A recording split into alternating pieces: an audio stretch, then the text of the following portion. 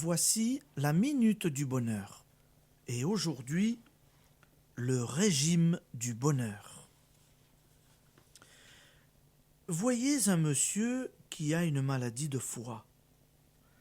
Le médecin lui indique un traitement, force gouttes ou pilule, et un régime.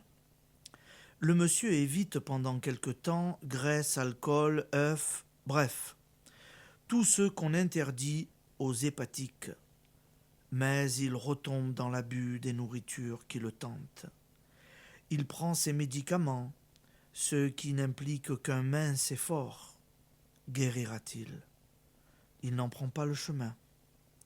De temps en temps, une crise lui rappellera qu'il devrait éviter les mets défendus, mais la gourmandise aura tôt fait de lui faire oublier ce qu'il se doit à lui-même. Il n'en conclura pas moins que son médecin n'est pas un as et que les médicaments sont inefficaces. Il en est exactement de même en ce qui concerne l'application et la connaissance des lois du bonheur. Naturellement, nous voulons être heureux, bien portants, prospères et vivre dans un univers en paix. Nous nous mettons donc à appliquer les formules du succès et de la joie pour toutes les choses qui nous tiennent à cœur.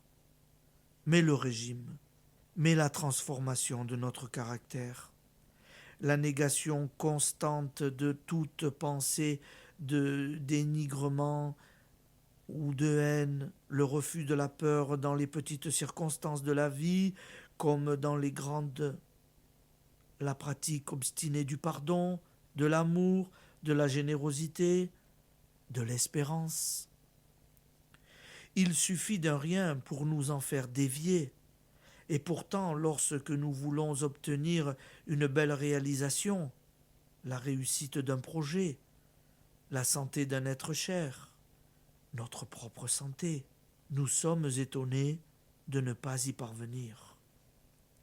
C'est qu'on a pris les médicaments, mais point suivi le régime. Et de même que l'hépatique blâmait son médecin, l'aspirant au bonheur accuse les lois d'être du blablabla. Sérieusement, comment voulez-vous être en harmonie avec la loi universelle, conquérir les plus belles choses de la vie, alors que vous êtes incapable de surmonter et de maîtriser ce grain de sable que vous êtes? Application.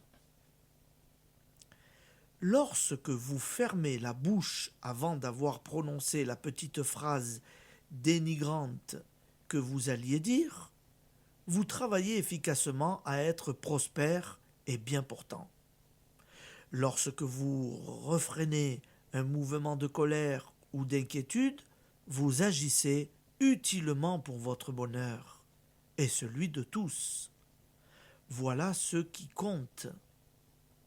Cela peut être moins amusant que de jouer au fakir en concentrant la pensée sur des ambitions. Mais la carrière de fakir est pleine d'embûches, et même lorsqu'elle semble réussir, elle peut avoir de terribles conséquences. Croyez-moi, l'application constante des lois du pur amour est seule créatrice de tout bien. Merci et bonne journée, amis auditeurs. À demain.